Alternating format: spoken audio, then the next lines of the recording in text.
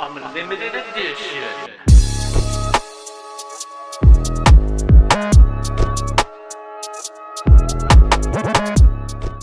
Welcome back to another episode of the Blvck She3p podcast. I am your host, Toshiba Smallwood.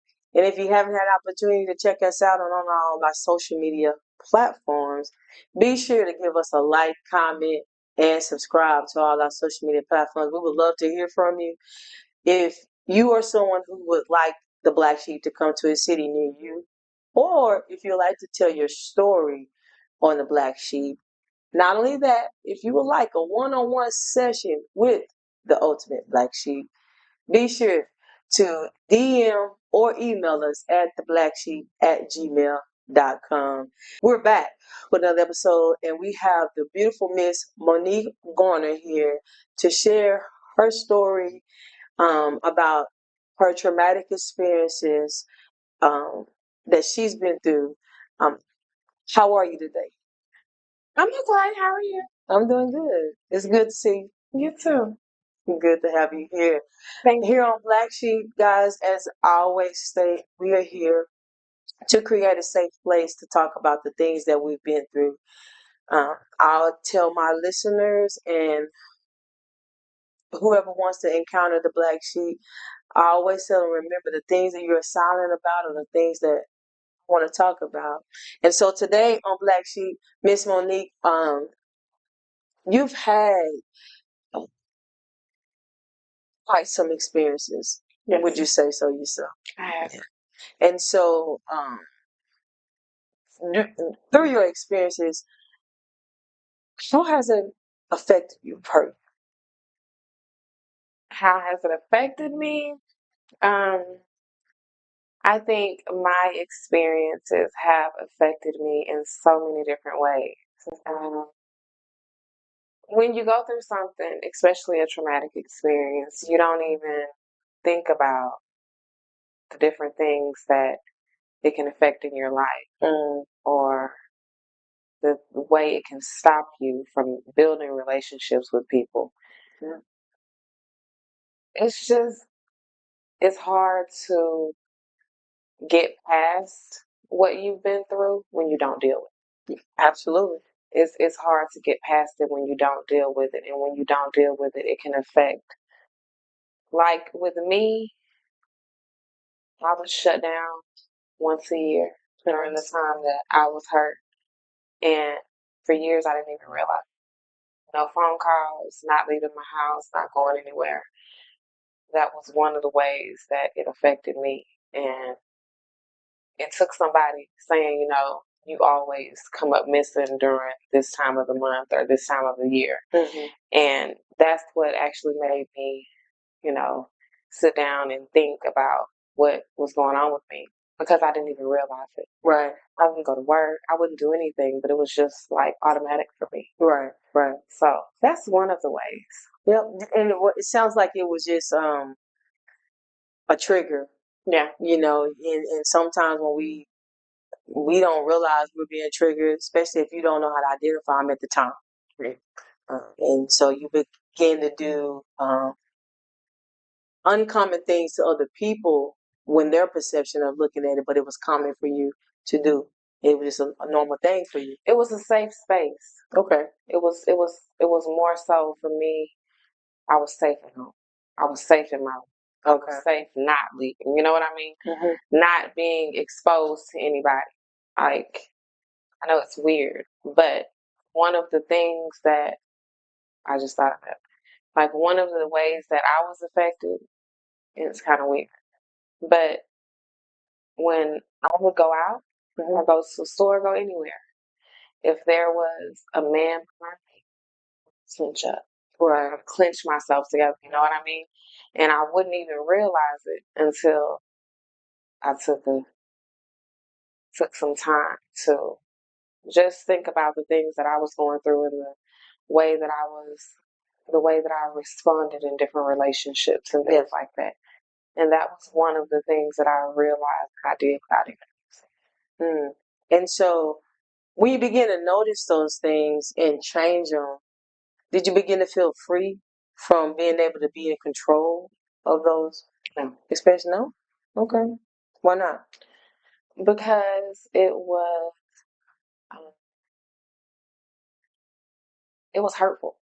It was really hurtful, and it was confusing for me because the things that affected me, I didn't even realize they affected me, but then I realized how much it changed me. Mm-hmm. And when you go through something, it's just like when you actually realize how it's changed you, or just how you become a different person. Right.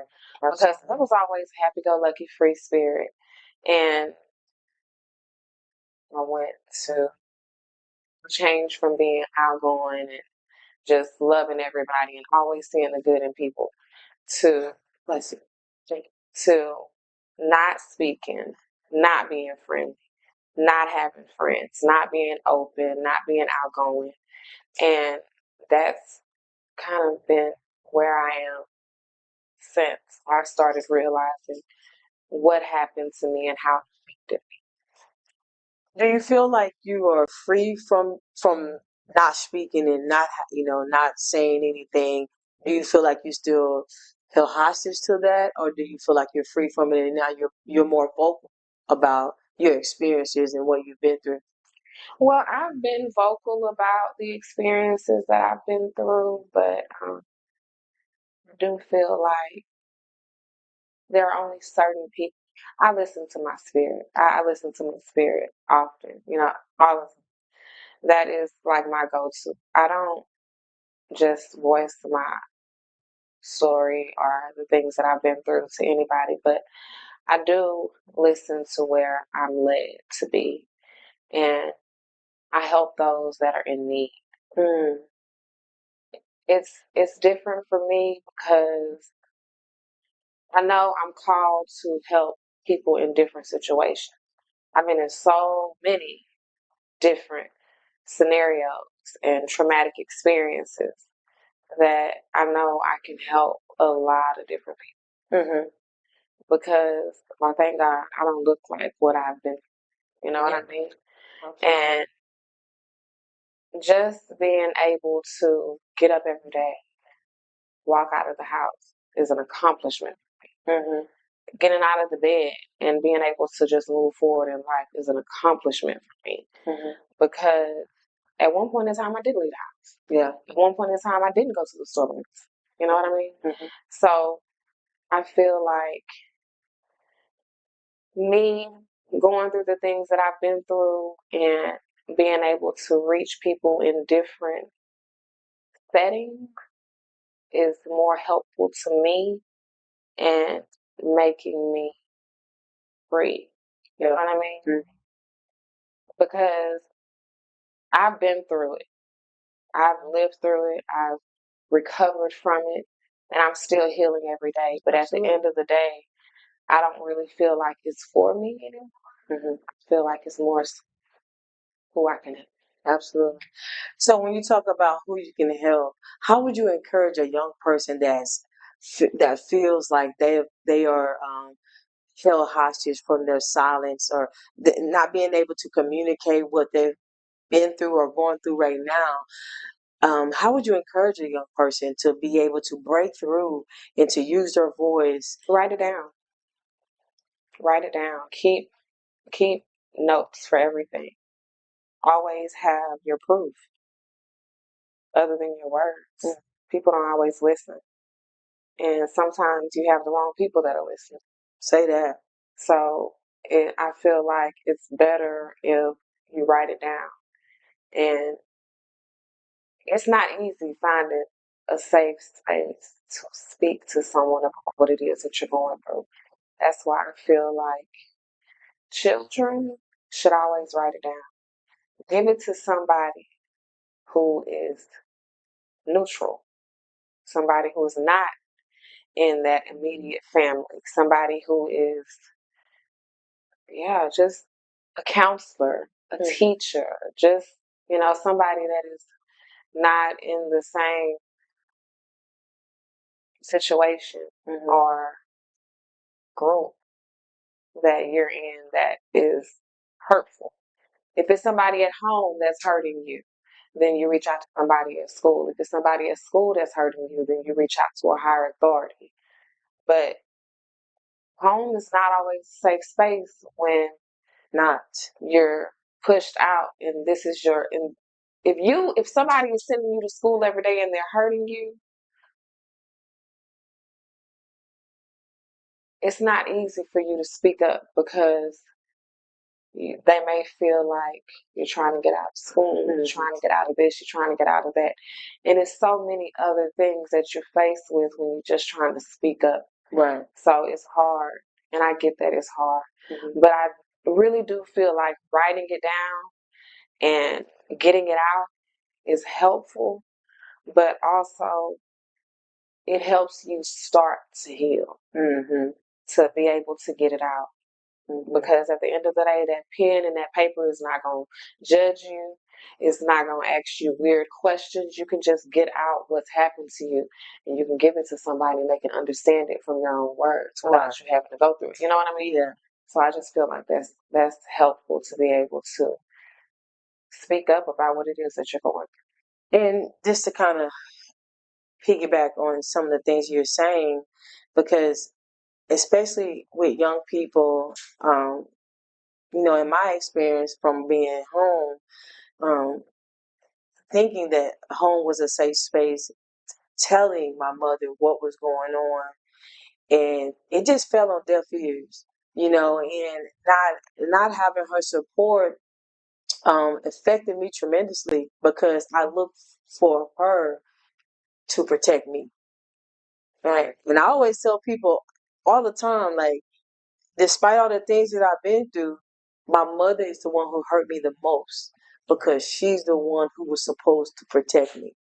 And she failed at that. Right. So knowing that even if you don't feel like you can get what you need as far as help or a safe space to communicate what's going on with you, you have to go outside of your environment to get the help that you need. And you have to be willing to be completely transparent and fearless to be able to walk in that and and tell tell your truth. Because inside your environment, they teach us to be quiet, don't tell our family business. This is no one else's business. They'll force you to say that it's a lie when you know that it's the truth and this has actually happened to you. What goes on in this house stays in this house. Absolutely. Absolutely. So that's why it's important that you use tools like writing it down, getting outside of your environment and telling the right people that can help you that's not associated with your environment. That is very key and very important. And just with you being a black sheep yourself, can you tell me more about your personal experience and what you've been through as a black sheep? Well, when I was 16, I was working at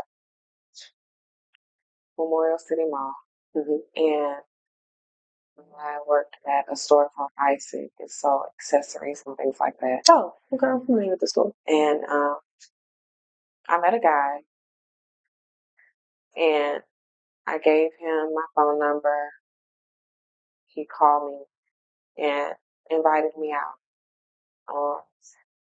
A week after I met him on a Thursday, he picked me up. We were supposed to go to shoot pool and get something to eat. Yeah. We went to shoot pool, and he went and got us some drinks. And he said he was getting me some kind of juice.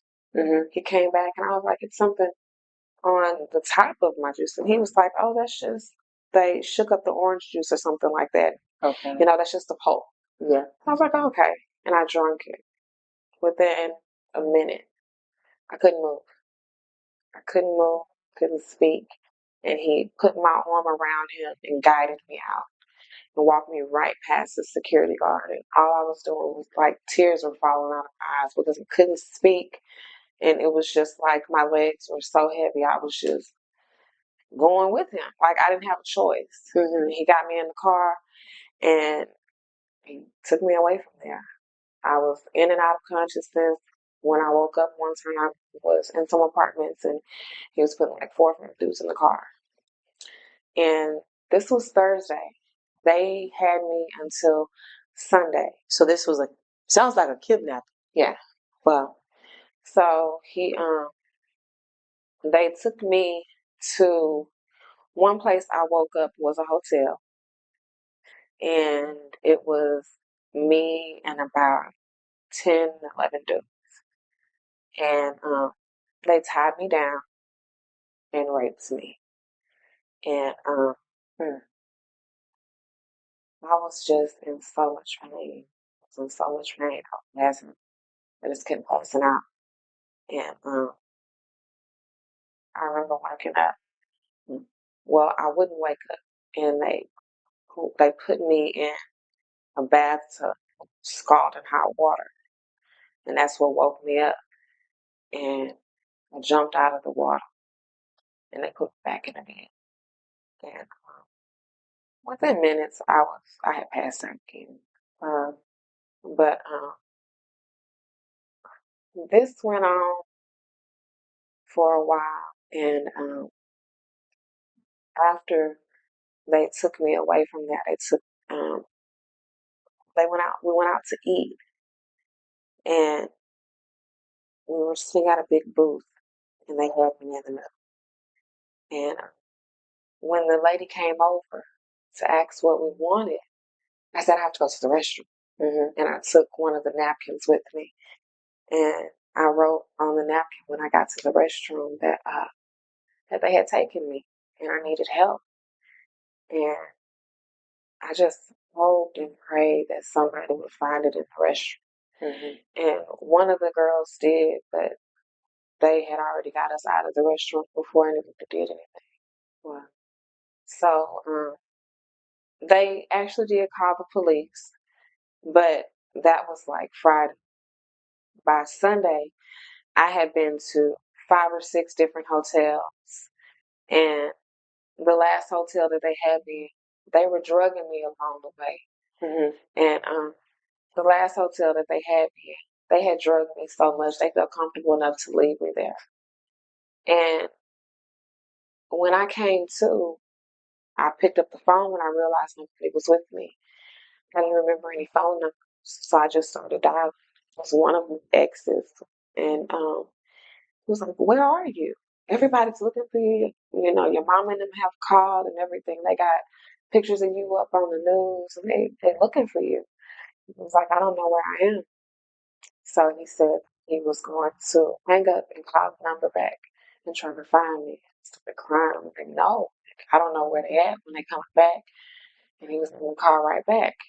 So we hung up, and he called back, but obviously it didn't ring to my room, and I didn't know what room I was in or where I was. And about 15, maybe 20 minutes later, um, I heard the police were on a loudspeaker outside, and they were telling me to come out of the room. And I opened the door, and I got ready to walk out, and it was a woman running at me. And I closed the door, and I ran back in the room, and I went in the closet, and I was just crying, and she was beating on the door. And somebody came in. I didn't know that was my mom. I didn't have a clue that that was my mom. And they took me to the hospital, and it was over 100 condoms in the room. And it was a backpack full of IDs, 7 different people, and it was like more than 40 pictures. I mean, 40 IDs with different names with the same picture. Fake IDs. Right. And after I got out of the hospital, it took me 6 or 7 months before I sleep. And during that time, she would write down the things that I would say when I was asleep. 90% of the time I couldn't sleep. I have to take something to go to sleep. Mm-hmm. And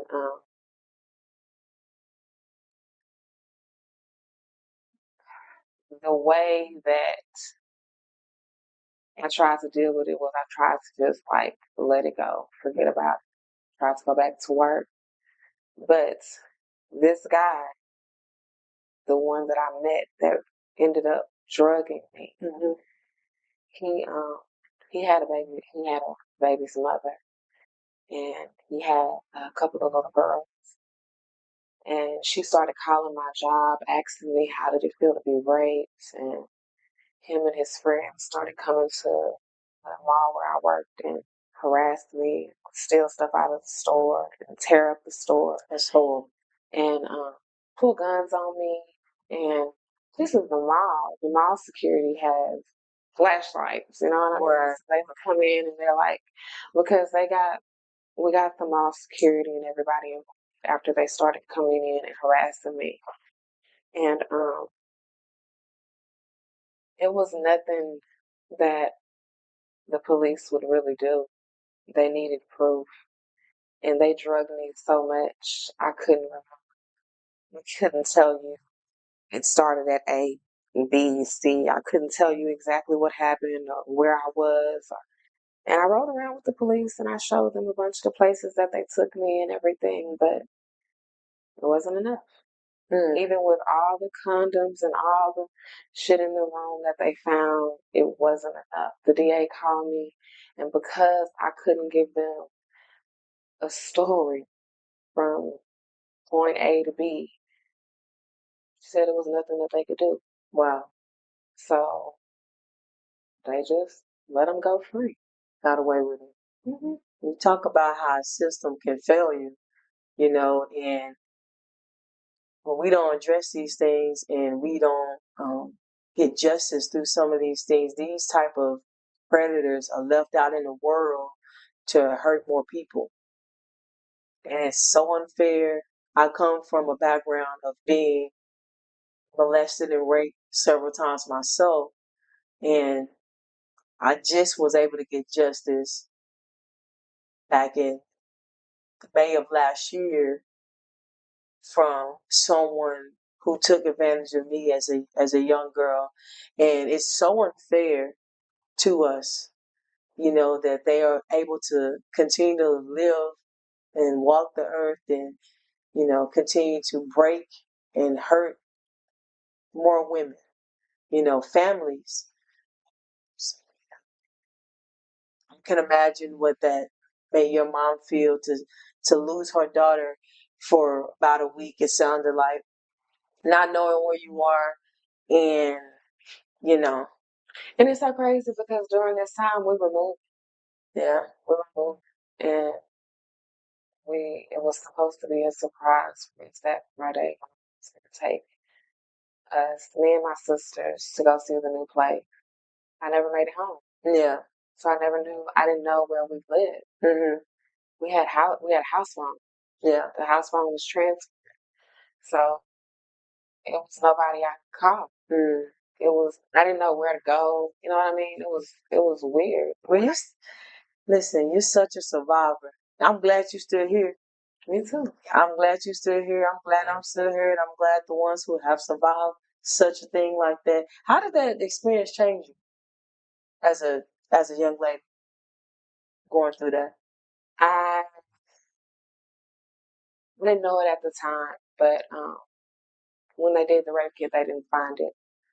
But I ended up pregnant from that weekend, and I was on my way to work one day, and my uncle's apartment was on my way to work, and I stopped by to see him and his girlfriend. And while I was there, I was just talking and listening to music, and I was getting ready to go, and I started to get really hot. And I went in the restroom and I had to take off all my clothes, and I filled the bathtub, like not even halfway, just a little bit of water, freezing cold water. I got in it, and I passed out. And when I woke up, the bathtub was full of blood, and there was a little baby in the bathtub with me. And my uncle's girlfriend in there. I was like, we're going to go to the hospital. What is it? And I was still bleeding. And she was like, that looks like a baby. She's like, where'd that come from? I was like, it came out of me. And she was like, we can't call the police here. We got bleeding. And I was like, I gotta go to the hospital. Yeah. And she was like, you'll be okay. So she cleaned me up and put some clothes on me. And I went home. Jesus. And I was late. You know what I mean? I went back to work like maybe 3 or 4 days after that. I told my mom a couple of weeks later. And she was like, I don't know, in disbelief. You know? Yeah. She was like shocked. She didn't know what to do or what to say or how to help me. Mm-hmm. After that, I got to a place within myself where I didn't trust anybody. Mm-hmm. And when you're going to talking about not being able to trust, because I understand that feeling of not being able to trust people, how did that affect your personal relationships? I didn't have Yeah. I didn't see people as people. I saw men as dollar signs and women as opportunity. Mm-hmm. You know, every female that came in contact with me wanted something. Everybody wanted something from me. And it was really just a matter of what could we get from each other. And that's where I was at that time in my life. Yeah. It was a really dangerous time to know me. Yeah. It was really dangerous to know me because I was so hurt. I was angry. I was so angry that I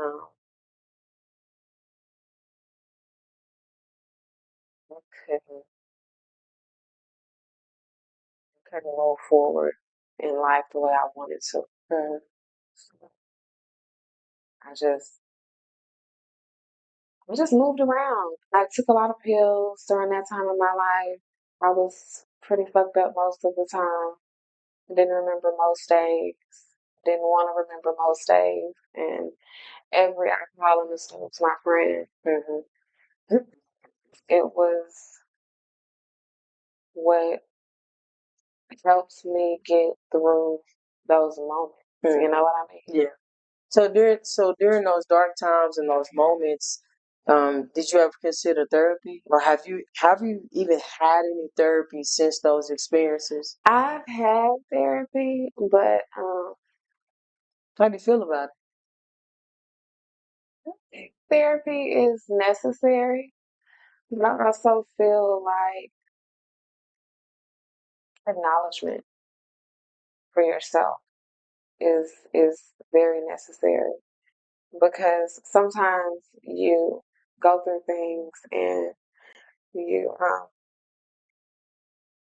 don't acknowledge them. You don't even acknowledge that they've happened or that is something wrong with those things happening to you. And that was one of my big issues. Yeah. I blamed me for everything. Right. It was my daddy not being there. It was the way I dressed. It was because I didn't know how to talk to men. It was because the relationship with my dad wasn't where I wanted it to be. It was all my fault. Where You know what I mean? Yeah. It took me so many years to get past that. to realize that because somebody is sick in the head, because somebody is damaged, and because somebody is evil, does not make what they do to you your. Absolutely. And that's why therapy is important. And if you're not going to therapy, having someone relatable or some type of coaching that can help guide you and give you tools to help you overcome, I think that's very, very important. And I'm glad that you're a survivor. I'm glad that, you're still in your healing. And I want to commend you to commend you for continuously staying on that journey. I heard you talk about, having a relationship with a higher power and things of that nature. And I think that, especially here at Blvck She3p, we preach that therapy and having a relationship in Christ is those are two very important tools that we need to help us get through our traumatic experiences, to help us start our healing process.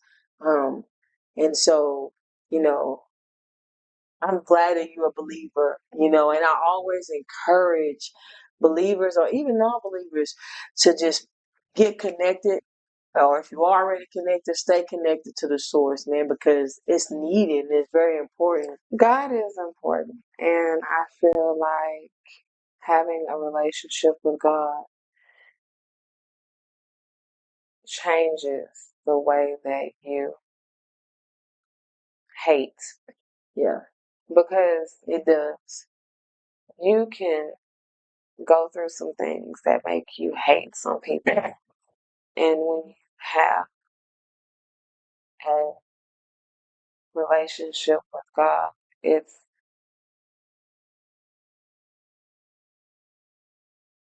different. Yeah. And so as a believer, one of the things that God reminds us that, that all, in our bad, our troubled times, He counts it as good. He's going to fix it for us. And sometimes it may not come in the moments that we want it, or, immediately, or even in our own lifetime. But trust me that God is going to count it as good. And it helps shapes our mind to for me, it has helped me shape my mind from always being, always looking at the bad part of it. You know what I'm saying? It kind of just changed my mind. And once I've allowed God to once I gave those situations to God and I allowed Him to move in it, He started giving me the victory in it. When I really just started trusting God, He began to give me the victory in those situations. So I'm so grateful, and I have so much gratitude to the Lord for what He has done in my life, and even the way He uses me now to help encourage other people through their experiences. So I appreciate you coming out today and Thank you for having me.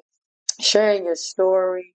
I truly believe that powerful testimony and that horrible experience, but it's going to be connected to somebody else's healing, because the unfortunate thing about what you and I have experienced is that it still goes on in the world today.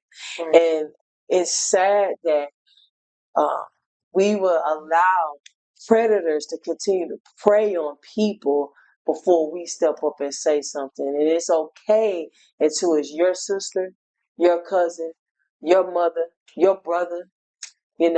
It's okay, or we don't want to have nothing to say about it until it's directly connected to us.